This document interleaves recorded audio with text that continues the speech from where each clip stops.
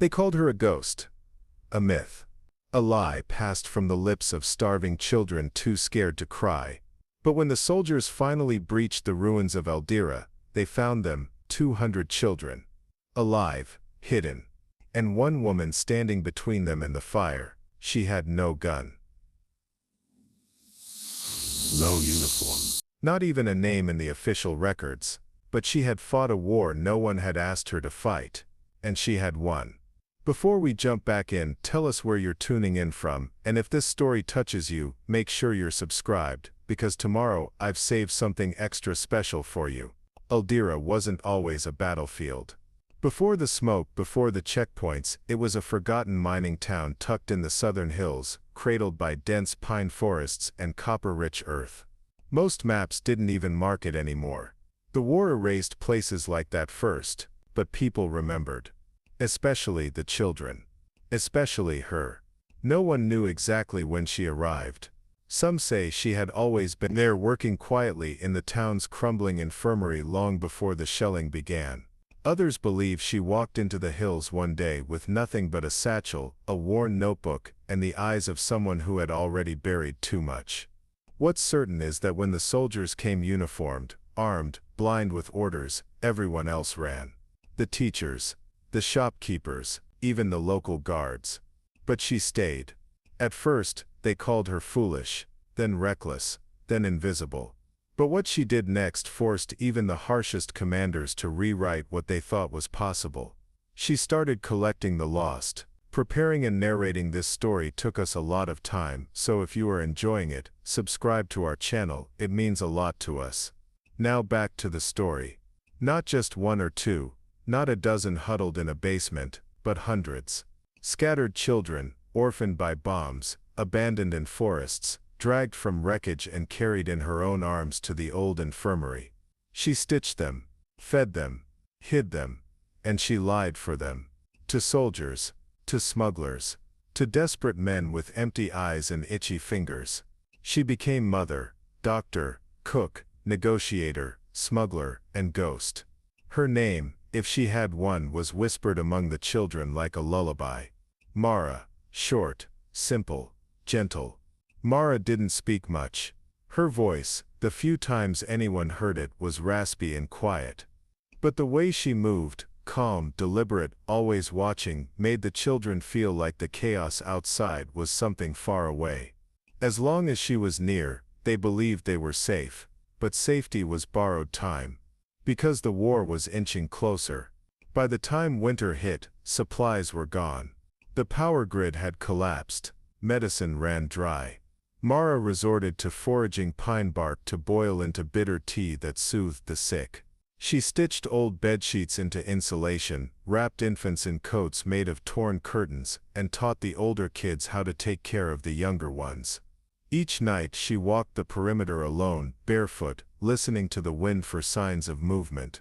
There were rumors then, across the front lines, that a mad woman was harboring children in the dead zone, that she had stolen them from military custody, that she was arming them, training them. But what she was doing was far more dangerous. She was teaching them how to live. No one believed it at first. Not the commanding officers, not the NGOs, not even the international observers, who could possibly survive out there. No aid convoy had made it past the valley in over a year. The area was marked as lost territory, unrecoverable, lethal, until a single photo changed everything. A smuggled image, grainy, barely lit, but clear enough to show 24 children huddled in a ruined hallway, candles flickering in cutout cans. In the middle stood a woman holding a makeshift ledger and whispering something into a boy's ear. She looked like a shadow, but the eyes, they were unmistakably alive. The world leaned in. Suddenly, Eldira was not forgotten. A task force was assembled. Drone footage was scrambled. Debate exploded, whether to evacuate, extract or ignore. But by the time the first team reached the zone, it was already too late. Or too early. Because she had moved them. Every child. All 200. Gone from the infirmary. Hidden deep in the hills, across ice, and ruin and gunfire. and she led them barefoot. One soldier later said, "It was like chasing a rumor. Every time we found a trace, she was 3 steps ahead." It took them 4 weeks to find her final hiding place, a collapsed train tunnel, repurposed into a makeshift shelter. What they found inside would make headlines for months. 200 children. Safe. Thin, but fed. Bruised, but smiling. And one woman sitting silently beside a lantern, a child asleep on each shoulder. She didn't flinch when they entered. She didn't plead. She just looked up and said, "Took you long enough." What she did next, and what the world learned about her past would shock everyone. But in that moment, all they could do was stare. Because everything they had heard was true. She had no rank, no backing, no weapons. Just a promise she made to herself the day the war took her daughter. "If I can't save mine," she whispered once to a medic, "then I'll save theirs." Mara never planned to be a savior. She never asked to be remembered, or even found. All she had ever wanted was to leave the world with one less nightmare than it had the day before. But the world had other plans. After the military discovered her and the 200 children inside the train tunnel, a flurry of operations was launched. Medevacs, press coverage, emergency aid, investigations. It was chaos, the kind Mara had spent 2 years shielding those children from.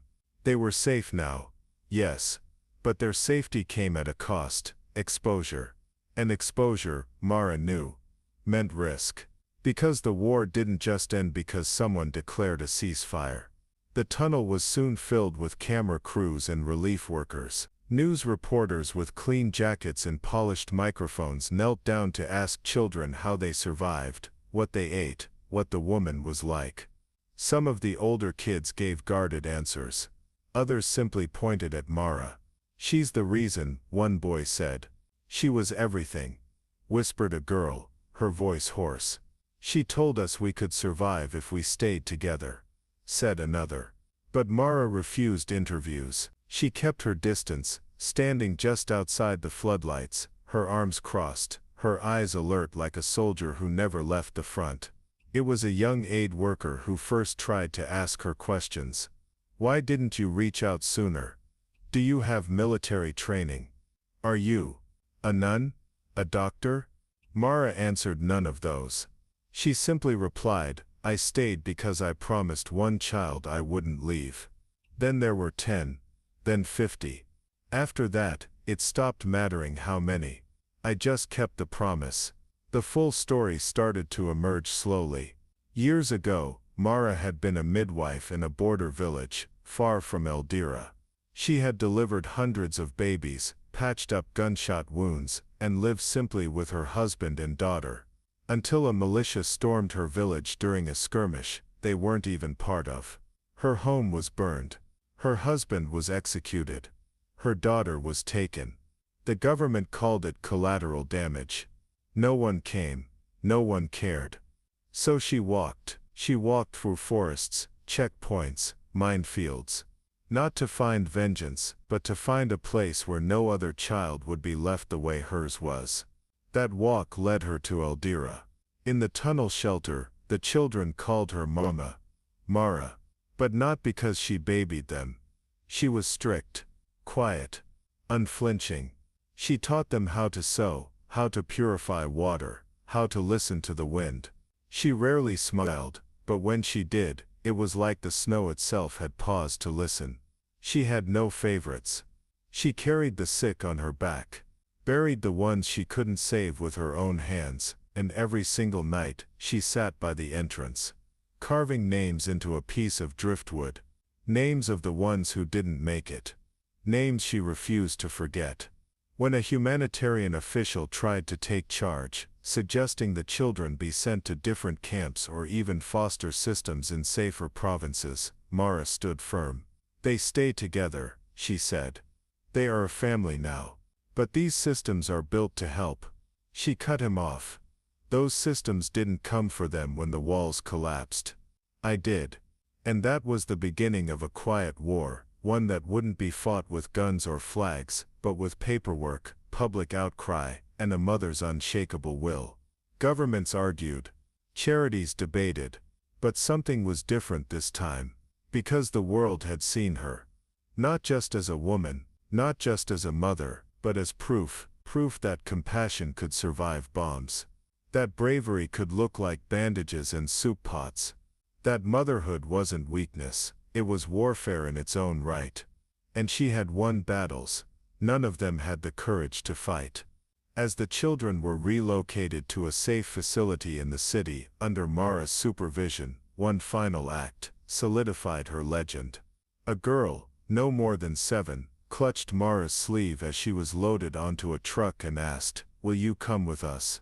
You're our real home." Mara didn't answer with words. She simply climbed aboard. They called it a transitional housing facility. To the officials, it was a refurbished military school on the edge of the capital, hastily converted with bunk beds and rationed supplies. But to the children of Eldira, it felt like another kind of wilderness. Gone were the familiar shadows of the tunnel, the flickering candlelight, the whisper quiet routines of survival. Now there were rules, now there were strangers, and now they had to start over. But Mara came with them. And that made all the difference. The government didn't know what to do with her. She had no ID, no official credentials, no next of kin. In the paperwork, she was a civilian anomaly, someone they weren't sure whether to charge, reward or ignore. But what they did know, what they couldn't deny, was that the children would not eat, sleep or cooperate, unless Mara was near. So they gave her a badge. Not because she asked for it, but because the system didn't know how else to define a woman who had done the impossible. She became the unofficial coordinator of the children's unit. To the nurses, she was a liaison. To the therapists, a translator. To the administrators, a logistical nightmare, wrapped in a shawl. And to the children, she was still Mama Mara. Mara organized her own systems, just like in the tunnel. Mornings began with silence. A few minutes to breathe, stretch, and honor those who hadn't made it. She kept a board by the entrance, with the names of the lost, still carved on that same piece of driftwood. Then came lessons, not arithmetic or politics, but survival math. How to calculate food portions. How to assess danger. How to feel safe in a room with 4 walls. Then chores. Shared. Earned. No one got to be helpless. Not because Mara believed in toughness, but because she believed in dignity. You are not victims, she once told them. You are witnesses, and witnesses are strong. But not everyone agreed with her methods. The child development staff tried to intervene.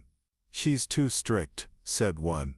She treats them like soldiers, said another. She doesn't let them cry, but they were wrong. Mara just didn't perform pain the way people expected. She let the children cry, but she cried with them in the dark, not under a lens.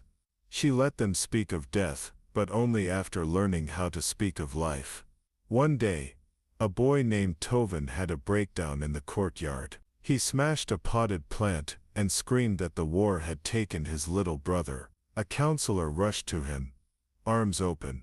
But Mara stepped between them. She knelt beside him, silent, until the boy's fists unclenched. Then she whispered, "The world may forget him. But we won't. You can plant something else. I'll help you." They built a garden the next day. Weeks passed, and then, letters started arriving. From other orphans. From distant cities. From strangers overseas. All addressed to the woman who saved them. They came in languages Mara didn't speak, but the children read them to her. Letters with drawings, poems, stories. Letters that said, "Because of you I believe in good people again. I wish my mother had been like you. If I ever meet someone like you, I'll protect her, like you protected them." That's when the first international document crew requested access. Mara refused, but the children, they had different plans. They wanted to tell the story, not to become famous, but to make sure no one erased it. So they told it the way Mara had taught them. With truth. Without begging. Without shame. One girl stood in front of the camera, her voice shaking as she said, "She didn't teach us how to fight with guns. She taught us how to live like we mattered. That's how we won." The story went viral. Suddenly, everyone wanted a piece of Mara. News channels, politicians, publishers, even movie producers. But she turned them all down. She didn't want a statue, or a check, or a book deal. All she wanted was this: let them stay together. Let me raise them. And that's when the final battle began. Because while the world celebrated the miracle woman, the system still worked like a machine. And the machine wanted the children distributed, adopted, processed. But Mara had survived bombs, hunger, soldiers, and silence. She wasn't about to lose to paperwork. If war had taught Mara anything, it was this: not all battles are fought with bullets. Some are waged in sterile buildings with fluorescent lights, across wooden tables stacked with files, where people wear suits instead of uniforms. And where silence can be just as dangerous as shouting. That was the kind of war she faced now. Because even though the world celebrated her story, and even though thousands had signed petitions demanding the children stay together, the Ministry of Child Welfare had made its position clear. These children will be placed into appropriate long-term care, with or without her consent. They used terms like standard practice and best interest of the child. They didn't use words like trauma, family, or promise. To them, the 200 war orphans were a logistical problem. Too many for one guardian. Too messy for one file. Too complex for the system. To Mara they were names, stories, memories. Children who once clung to her, in the dark, and whispered, "Don't leave." She knew what separation would do to them. She had seen it before, in the camps, in the cities, in the headlines. Children adopted into families who didn't understand the nightmares. Children who forgot the faces of the ones they once called siblings.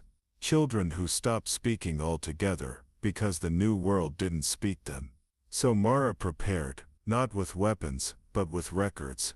She had kept everything. Every scrap of paper, dates of arrival, names, nicknames, scars, allergies, letters the children had written to the ones they lost, drawings, songs, rituals. She knew their stories better than the courts ever could. She walked into the government hearing with nothing but a single binder. The room was filled with officials, social workers, legal representatives. Most expected a desperate plea. What they got was a testimony. Calm, unshaken, detailed. She recited the full names of 57 children from memory. Described their sleep patterns, their triggers, their growth. She quoted each child's dream. Jaren wants to build houses. Lena is learning to write poetry again. Tovo still wakes at night unless he hears the lullaby his brother used to sing. Then she said, "Tell me which stranger will know that. Tell me who among you can tell Tovo that lullaby." The room was silent. But bureaucracy doesn't break easily. The judges argued, it wasn't about attachment, it was about law. One asked, "What makes you think you're qualified to raise them all?" Mara didn't raise her voice. She only replied, "Because I already did." The decision was delayed. Debates followed. Policy reviews. Psychological evaluations. And during that time, Mara didn't stop. She turned the transitional housing into a school. Each child was given a role: cooking, gardening, storytelling, helping the younger ones. No one was left idle, not because of discipline, but because of purpose. She gave them identity through responsibility. She made them feel like citizens of something sacred, a community they helped build from ash. Then one day, something happened that changed everything. A group of the older children, unprompted, held a silent protest. They marched side by side to the city square, holding signs they painted themselves. "We're not broken. We are her children." She gave us our names back. Local press picked up the story. Social media exploded. And the pressure on the system became unbearable. A week later, the court handed down a rare ruling. Mara was to be granted legal guardianship of the children, not as individuals, but as a family. The state would still support them, but she would raise them together, as she had always intended. It was a legal miracle, a world first. But to Mara, it was just the fulfillment of a promise. That evening she walked into the courtyard, as the children gathered around her. No one said a word. She looked at them one by one and finally spoke. "You are no longer the forgotten." Then for the first time anyone could remember, Mara cried. Mara never asked to be a symbol. She didn't march. She didn't march. She didn't march. She didn't march. She simply survived, and made sure 200 children did too. But the world had seen too many broken headlines, too many statistics, too many lost causes. And here suddenly was a woman who defied every expectation.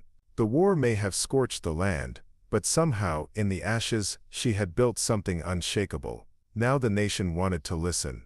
Journalists returned, but they came with less noise this time. They asked the children what they wanted, not just what they had suffered. They asked Mara how she kept them alive, but more importantly, why she had stayed.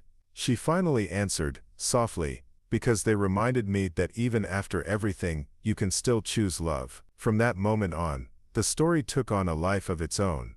Universities began using the Mara model to teach crisis care. Refugee programs reached out, asking for her input. Mental health experts studied the way she created structure without fear. Documentarians wanted to capture the after, not just the trauma, but the rebuilding. And the government, once distant and slow to act, now invited Mara to speak. At first she declined. But then one of the girls, Lena, the budding poet, said quietly, "If they're finally listening, Mama, maybe tell them something worth remembering." So she did. In her first public address, Mara stood at a podium built of reclaimed wood, donated by the community. She didn't wear makeup or a suit, just her old shawl, threadbare at the edges, and a single pin, a copper button, from the coat of a boy she'd buried 2 winters ago. She spoke for only 6 minutes. No script, no fanfare, just truth. War breaks more than buildings. It breaks memory. It steals names. But love rewrites the ending. These children aren't burdens. They're the reason I still believe in humanity. They're not survivors of war. They are architects of what comes next. The audience didn't clap at first. They just stood.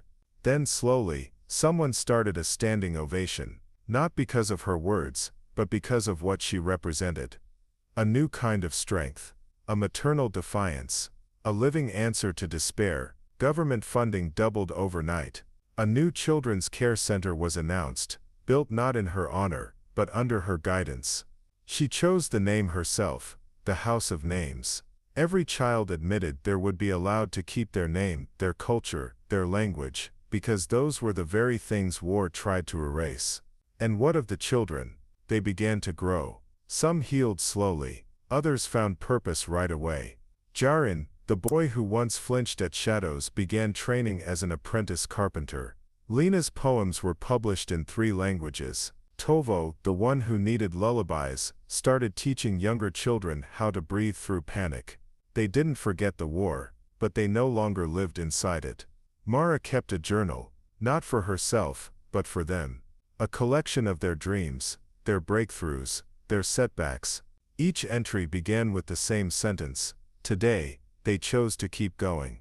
One day, a government official approached her with an offer, a medal of national honor. She looked at it for a long time. Then she said, "Give it to the boy who built the first bench in the courtyard. He gave the other children somewhere to rest." Mara didn't need recognition. She had already won something far greater: a family, a legacy, a future. The revolution didn't come with parades. There were no gun salutes. No grand speeches broadcast to the world, no monuments erected overnight, but it came. It came quietly. Through children who no longer hid when doors slammed, through teenagers who asked questions instead of expecting to be ignored, through laughter in halls where silence used to live. And at the center of it all was Mara, moving as she always had, slowly, deliberately, never asking for attention, only giving it. Over time, the House of Names became more than a safe haven.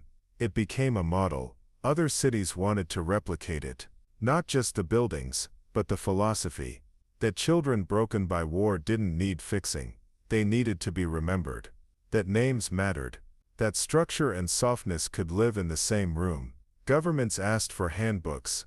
NGOs asked for training programs. Universities asked her to teach. Mara agreed to none of it.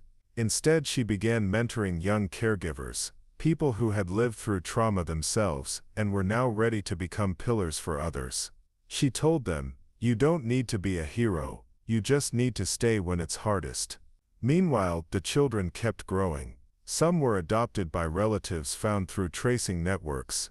But most chose to stay. Not because there was nowhere else to go, but because they wanted to build with Mara. They expanded the garden Tovan started. It now fed half the facility. They created a storytelling night every month, where no one was allowed to apologize for crying.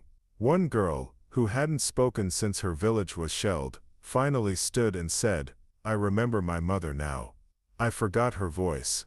But now I remember." Everyone clapped, not loud, just enough for her to know she was heard.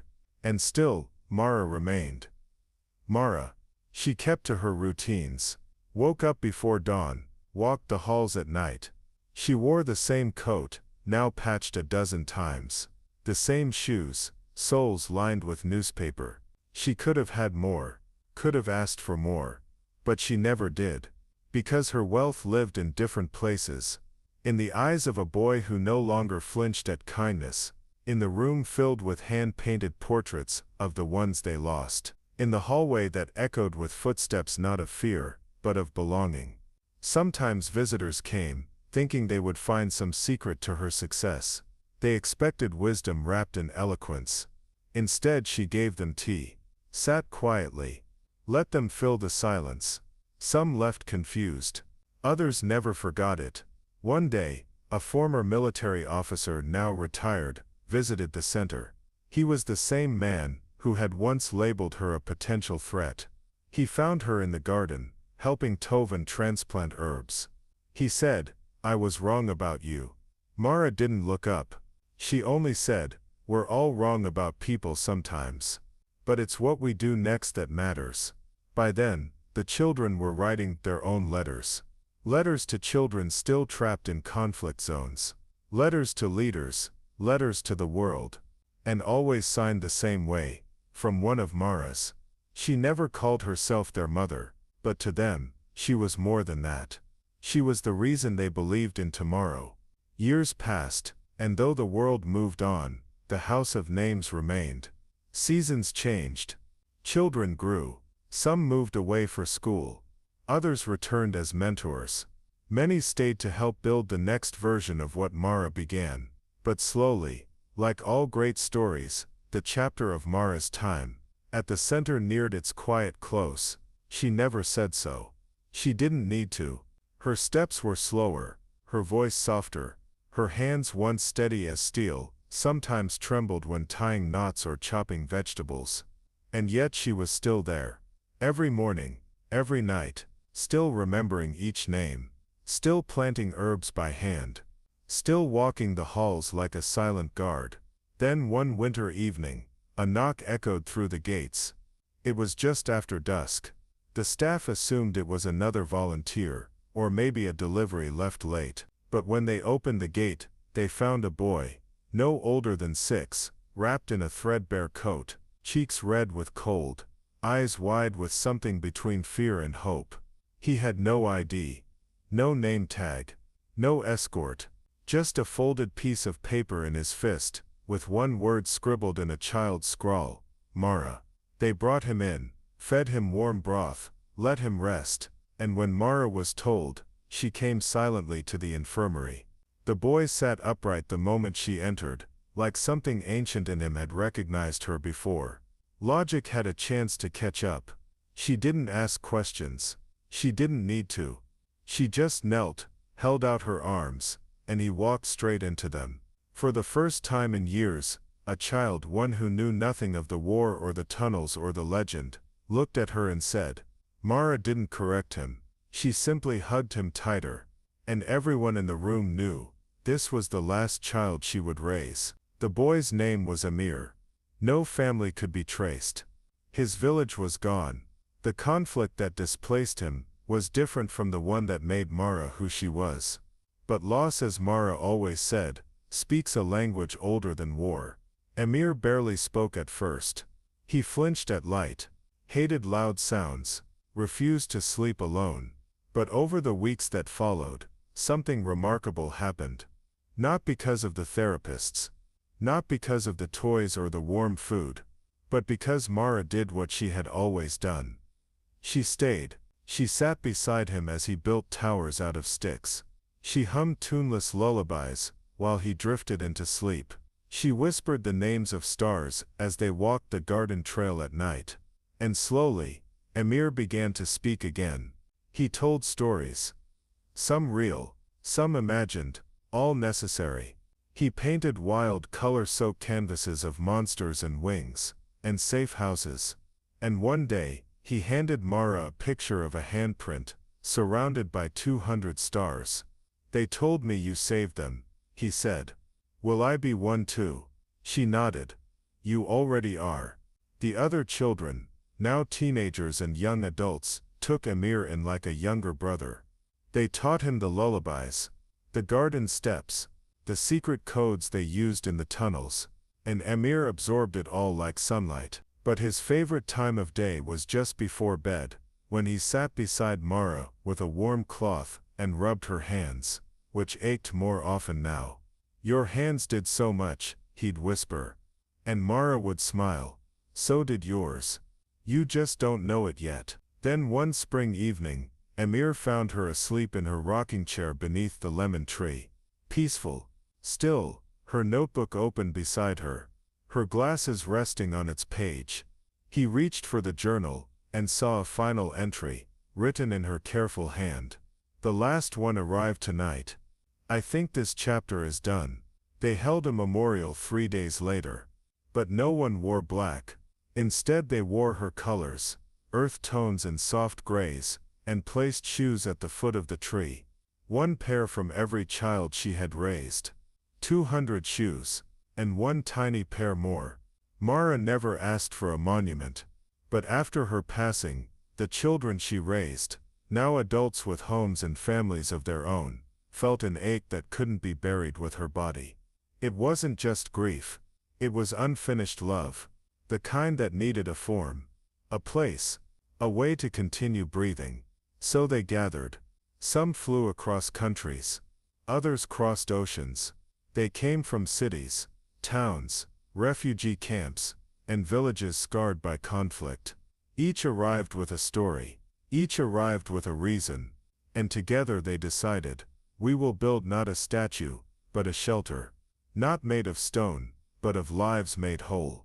They called it Mara's house. But this time, it wouldn't be for orphans. It would be for the healers. They remembered what she once said, who holds the ones who hold everyone else.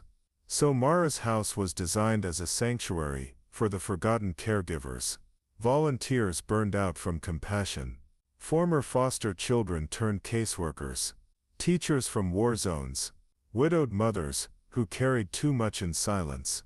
It wasn't a clinic. It wasn't a charity. It was something rare and radical. A place where those who give receive. The house was built on a hill outside the city, where the wind was soft and the nights were clear. Every brick was paid for by someone who once called her mommies. And on each beam they wrote names, not of the donors, but of the people who taught them to love. Fathers, mothers, neighbors, even strangers. One beam, just above the front door, read simply, "For the woman who remembered our names when the world forgot." Amir, now 13, planted the first seed in the garden, the same kind of herb Mara once grew to calm anxious children. He didn't cry much anymore, but that day, as he pressed the soil over the roots, he whispered, "You were right. I did matter." Mara's house opened its doors on what would have been her 70th birthday. There was no ribbon cutting. Instead, every former child of hers lit a single candle and placed it on the long wooden table inside the dining hall. No speeches, no applause, just silence and light. The house soon became a beacon. Caregivers from across the world came to rest and rebuild. They didn't stay long, just enough to breathe, to grieve, to remember why they began this work in the first place. And every room had a photograph, not of Mara, but of the children she raised. Because that was the legacy she left. Not her face, but the faces she helped lift. One nurse, after spending a week in the garden, left a note in the guest book. "I came here hollow, I'm leaving human again." Amir eventually became a counselor at the house. But he never let anyone call him a replacement. "I'm just a boy who was held," he'd say. "And now I hold others." One day, an elderly visitor arrived with a cane and a worn satchel. No one knew her. She said little. She stayed a week in the quietest room, ate alone, and walked the garden every morning. Before leaving, she approached Amir and handed him a folded piece of paper. On it was a charcoal sketch of Mara, under the lemon tree, rocking slowly. The woman said, "She once helped my brother during the siege. I never got to thank her, until now." She left before anyone could ask her name. But her drawing still hangs on the wall, a silent witness, a quiet reminder. Today Mara's house still stands. It has no security guards, no locked doors, no motto. Just a single line engraved in the floorboards where the sun hits every morning. She fought with nothing but love, and still won. It was supposed to be routine. A quiet spring afternoon, a delivery box, a stack of old notebooks from Mara's belongings that had been archived years ago. Amir found it while organizing the attic of Mara's house. He almost didn't open it. But something about the weight, not just physical, but emotional, stopped him. Inside were dozens of Mara's journals. Faded leather covers, worn edges, some filled with sketches of the children, others with planting notes, ideas for meals, dreams she'd never spoken aloud. But nestled between the pages of the final journal, wrapped in a linen cloth, was a sealed envelope. It had no stamp, no return address. Just one word written in her unmistakable hand: "For the world."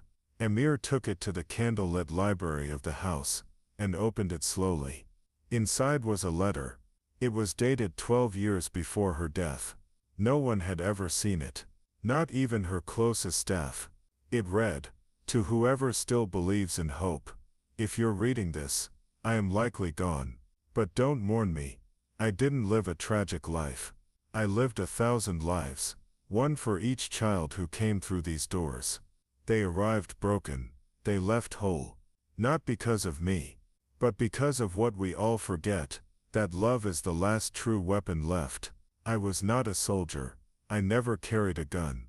I never wore armor. But I went to war, every single day. I fought ignorance with patience, hunger with gardens, loneliness with lullabies. I lost many times. Children I couldn't save, dreams I couldn't hold, wounds I couldn't heal, but I never stopped showing up. Because that's what mothers do. Not just the ones who give birth, but the ones who stay. If you're reading this and the world feels too heavy, be someone's Mara. You don't have to save 200, just start with one. And let love do the rest." Mara Amir couldn't speak for several minutes after he read it. When he finally looked up, 3 other former children stood at the door, eyes red, breath caught in their throats. The letter was posted on the wall that evening. But something happened that no one expected. The letter went viral. A visitor took a photo, posted it to social media, with the caption, "She didn't need a gun to fight. She used grace." In 48 hours, the post had 7 million views. By the end of the week, 20 million. Teachers printed it for classrooms. Aid workers framed it in field hospitals. Journalists called it the letter that made the world cry.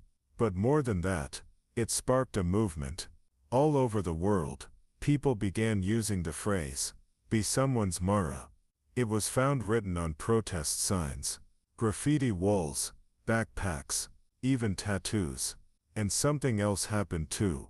More homes were built, modeled after Mara's, in Sierra Leone, in Syria, in Colombia, in Palestine, even in inner-city neighborhoods in the U.S. Homes where the hurting could come. Homes where trauma wasn't treated as a condition, but as a shared story.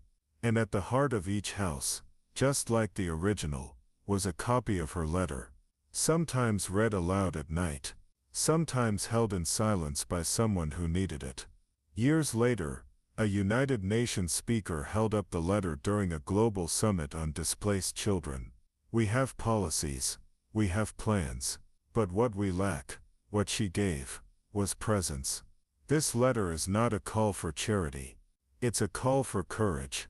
Emir still keeps the original letter in a glass box, not because it's sacred, but because he says it belongs to everyone who ever thought they weren't enough, until someone saw them. Just like Mara did.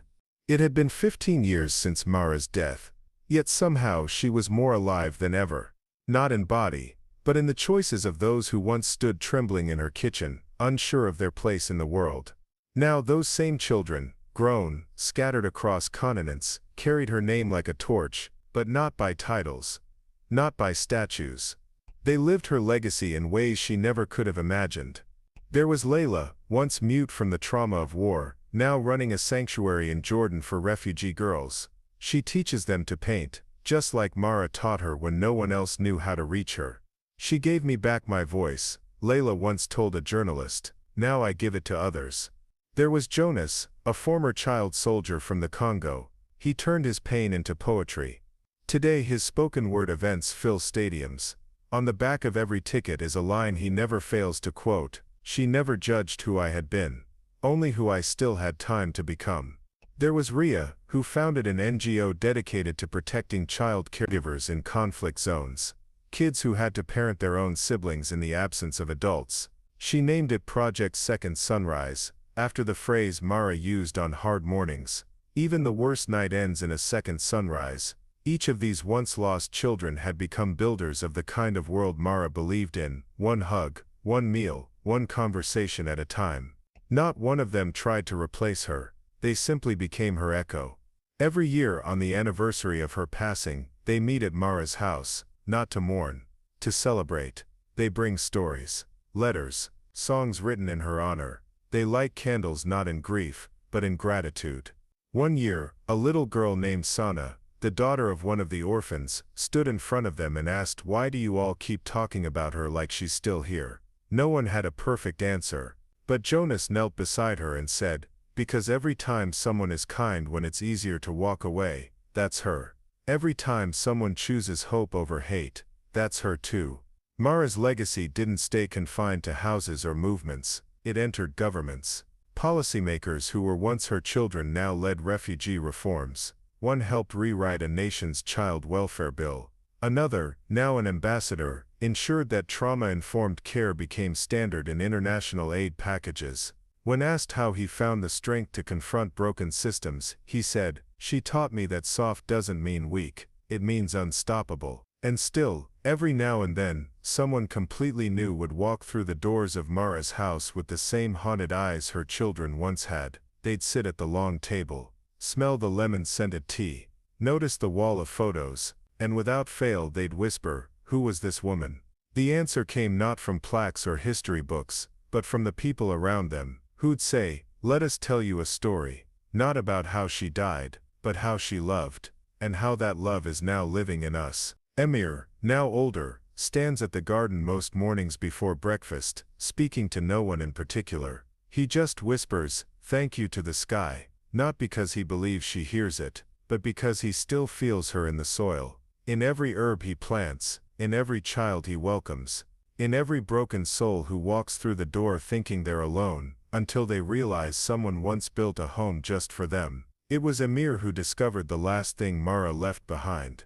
Years had passed since her letter had gone viral, since her name had become a quiet anthem for those who chose compassion in a world growing colder, since the house had evolved into a global symbol, not of charity, but of conviction. But even after everything, after the books, the interviews, the documentaries, the thousands of children touched by her legacy, there was one final piece of her story that no one had seen. Until now. It was found tucked beneath the floorboards of her old bedroom, hidden inside a rusted biscuit tin, under layers of old quilts, beside a single photograph of her younger self holding hands with a child no one could name. Inside the tin were a few slips of paper, and on each one a simple question: did I love enough today? Who needed me that I missed? Would I be proud of my silence?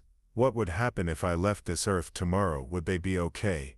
Each note was dated. She had written one every week for nearly 2 decades, but the final one stopped Amir cold. It read, "If this is the last one I ever write, then know this: I did not save them. They saved me. Every single one, the scared, the angry, the forgotten. They reminded me of who I could be when I stopped pretending I was powerless. I hope they don't remember me for my strength. I hope they remember how I looked them in the eye, and never looked away." Min. When word of this discovery spread, it didn't make headlines. It didn't need to.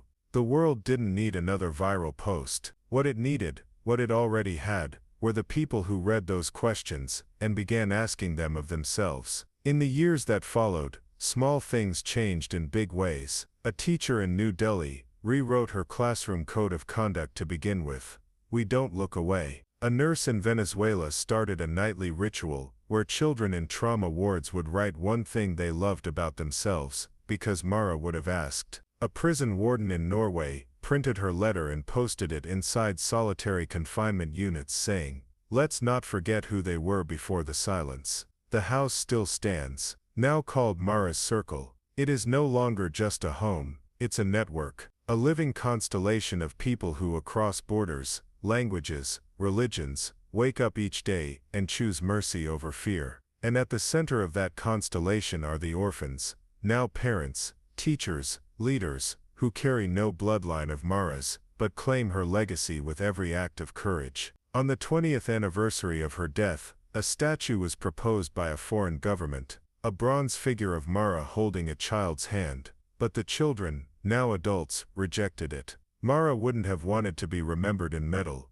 Layla wrote in an open letter. She would have wanted us to be the statue, living, moving, holding the next child's hand. So instead of a statue, they built a garden. At its center a wooden bench and an inscription. Not her birth date, not her full name, just 7 words. She stayed. So now we stay too. Mara never set out to change the world. She just refused to walk away from it. And in doing so, she proved something we still struggle to believe. That the softest people are sometimes the strongest. That a home can be a weapon. And that one mother, even without a child of her own, can birth a generation that reshapes history. So when they said mothers don't fight, they hadn't met Mara, or counted her 200 war orphans, or seen the world she left behind. The garden at Mara's Circle had no grand fountains or marble paths.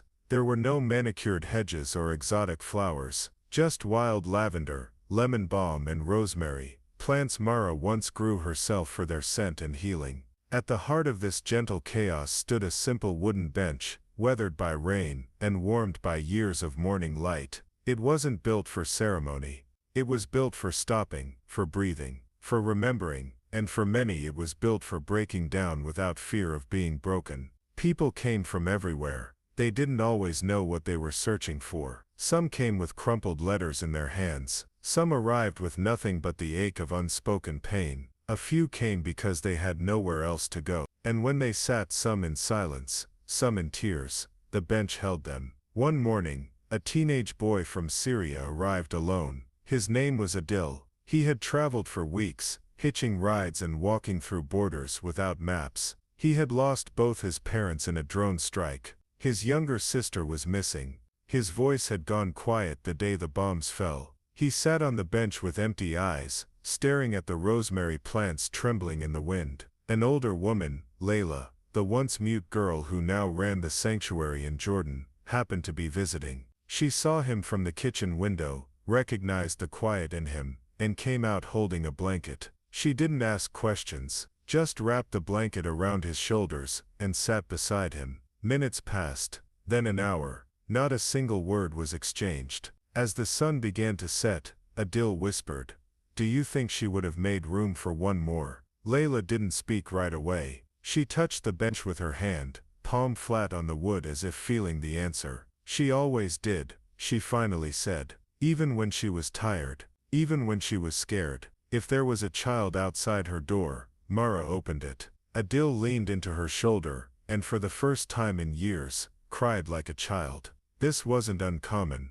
The bench had a reputation. People left notes tucked in the garden soil beneath it. Messages to lost parents, children, friends. Forgivenesses never spoken. Names etched in corners of notebooks, written in lipstick on wrappers, carved into pebbles. One note, written in French, read "Je suis désolé de ne pas être resté. Mais je suis ici maintenant." I'm sorry I didn't stay, but I'm here now. No one collected these notes. No one archived them. They were part of the garden now, part of the soil. Jonas once said in an interview that the bench was a teacher. It teaches patience, he said. It doesn't rush your grief, it just holds it like Mara used to. People asked why there wasn't a plaque on it. No engraved tribute or polished quote. But Amir, who maintained the garden, insisted that it remain plain. She didn't need gold to be remembered, he'd say. Her love didn't come with a signature. What no one knew, until years later, was that Mara herself had once sat on that exact bench, not long before she passed, back when the garden was still just a dream, and the house still smelled of smoke from a nearby skirmish. She had sat there with a notebook, legs tucked beneath her, writing in the last light of day. Amir had snapped a photo without her noticing. She never knew that photo would one day hang inside the entrance of Mara's circle. In it her face is soft, tired, yes, but peaceful. Her pen is frozen mid-sentence. Her eyes are focused on something far beyond the page. Some say she was writing her last letter. Others say she was planning a recipe. But Amir swears she was simply writing down the names of all the children she had ever loved. There was no ending for her, he once said. She didn't believe in endings, only arrivals. And so people still arrive. From countries that weren't even at war. From cities that never knew Mara's name. Drawn by whispers of a woman who stayed when the world ran. Drawn by stories that speak not of miracles, but of meals shared and hands held. And every time someone sits on that bench, every time a tear falls into the rosemary, they unknowingly become part of her story too. Because Mara never believed love should end with death. And this bench, quiet, worn, unshakably present, is proof that it doesn't. It started slowly. A policy changed in a school district. A shelter opened with one extra bed. A lawmaker, once one of Mara's boys, added a clause about trauma-informed care to a refugee aid bill. At first, they felt like small wins, drops in a sea of injustice. But drops become rivers, and rivers, when enough of them converge, shape the land. 20 years after Mara's passing, her impact could no longer be measured by the size of her house or the number of children who passed through its doors. It had spilled far beyond the garden. In Buenos Aires, a nighttime radio program called Mara Moments invited listeners to call in and share stories of unexpected kindness. The host, a former street child named Camilo, ended every episode the same way. If today was hard, be soft. That's what she taught us. In Nairobi, a row of shipping containers had been turned into a home for homeless youth. On the inside of each container door was a quote from Mara. One read, "We don't fix broken people. We sit with them while they remember they were never broken." The shelter was run by Ria, who had once parented her little brother through war. She remembered how Mara used to tuck handwritten affirmations into their shoes before school. She knew we needed to believe in something before we could believe in ourselves, Ria said. In New Delhi, a teacher named Priya changed her classroom code of conduct to begin with the phrase, "We don't look away." Her students recited it every morning like a pledge. An ambassador in Geneva began training other diplomats in empathy-based negotiations. He had grown up in Mara's house. In his speeches, he often repeated the same line. She taught us that mercy is strategy, not weakness. Even in prisons, her legacy had spread. A warden in Norway printed her final letter and placed it inside every solitary confinement unit. Let them remember who they were, she said, before the silence. And then there were the quiet revolutions. A baker in Istanbul, who gave free bread every Sunday because Mara once fed her when no one else would. A taxi driver in Seoul, who kept a notebook in his glove compartment for passengers to write the names of someone they missed. A midwife in Lagos, who hummed Mara's lullaby to every newborn. Each act alone may have seemed small, but Mara's legacy had never been about spectacle. It was about courage passed hand to hand, like bread, like song. And for every child who once passed through her kitchen, the world they were helping to build no longer looked like the one that broke them, because she had given them the blueprint, not in plans or politics, but in presence. And somehow, without knowing it, they had all become architects of compassion, living proof that one woman, in one house, could change the architecture of the world. Not every story at Mara's circle was clean. Not every child stayed. Not every orphan could carry her love easily. His name was Asim. He came to Mara's house when he was 14, furious at the world. His mother had died in front of him. His father had disappeared. He didn't speak for weeks, and when he finally did, his words were like broken glass, sharp, bitter, and meant to wound. He stole food, fought with the others, broke a window once because someone touched his blanket. Some staff said he was too far gone. He was disruptive, unpredictable, a threat to the fragile peace the others had worked so hard to rebuild. But Mara had a different view. Sometimes, she said, a child's anger is the only way they know how to scream.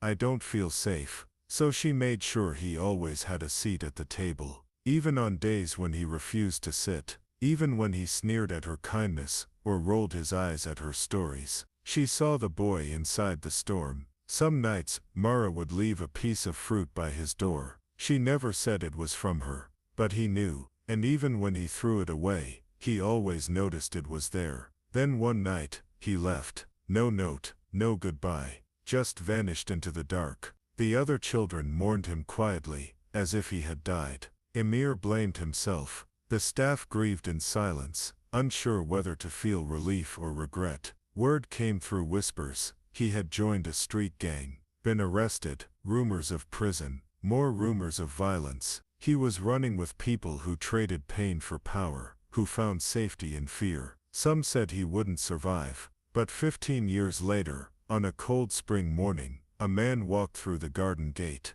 Broad shoulders, tired eyes, a jagged scar over one brow. He carried no bags, just a folded piece of paper in his hand. It was Asim. He stood at the edge of the bench, unsure. Emir saw him from the kitchen window, and came outside. No accusation, no questions, just 2 words, "You hungry?" Asim nodded. That night, he ate quietly, among strangers. The bench was still there, the scent of stew still familiar. No one asked about his past. When someone passed him the bread basket, he whispered, "Thank you." It was the first time in years he'd said it, and meant it. Later he left the folded paper at the base of Mara's photo. Emir found it that night. It read, "She was the only one who never gave up on me. I want to earn that now." Asim didn't leave the next day, or the next week. He stayed, swept floors, helped plant herbs, taught the boys how to make tea from mint and honey. Then one afternoon, he told his story to a new arrival, a boy who reminded him of himself, angry, closed off, too young to carry that much pain. That boy didn't run. He stayed too, and just like that, Mara saved one more child, through a man who had once believed he couldn't be saved. Weeks passed. Asim found rhythm in chores. In early mornings and quiet evenings, he repaired a broken faucet in the garden, painted the fence white again, laughed once openly at a joke someone told during dinner. It startled everyone, but they laughed with him. Years later, when Emir stepped down, it was Asim who was asked to speak at the ceremony. He stood on the garden bench, looking out at children who no longer flinched when the wind slammed doors. "My first family taught me how to survive," he said. "Here I learned how to live." He paused, voice cracking. And I'm still learning.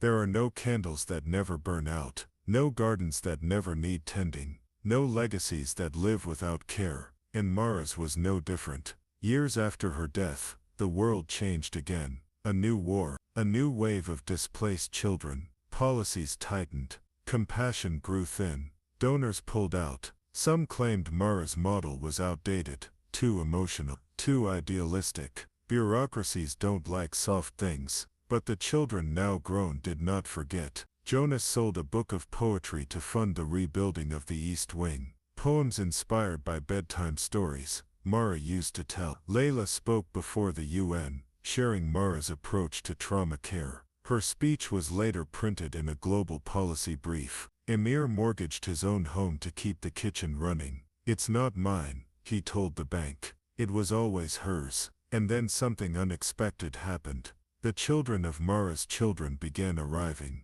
They came not broken, but brave. They grew up on stories of candlelit soup kitchens and lemon-scented lullabies, of a woman who taught strangers to be family. They didn't come for help. They came to help. One by one they took over, taught classes, repaired the bench, translated letters into languages Mara never lived long enough to learn, started a podcast, built a garden library. And when a fire broke out one summer night, an electrical short in the library, they didn't panic. They formed a chain of buckets from the garden tap, saved every photo, held each other until sunrise. The fire didn't take Mara's circle. Instead it became a new memory, a test of the legacy, a chance to prove that softness wasn't weakness, it was strength passed down. The next day, they rebuilt together. They added solar panels, modern wiring, and a fire alarm system. Emir joked Mara would have hated for being too loud. That night, as they ate by candlelight again, Emir stood and raised a glass. "To the soft ones," he said. They all lifted theirs. "To the ones who stayed, to the world." Mara may have been just one woman in a war, but to the ones who sat at her table, who cried in her arms, who walked away and found their way back, she was something else entirely. A flame that never asked to be seen, only to warm those left in the cold. And in every act of kindness born from her memory, the fire still burns.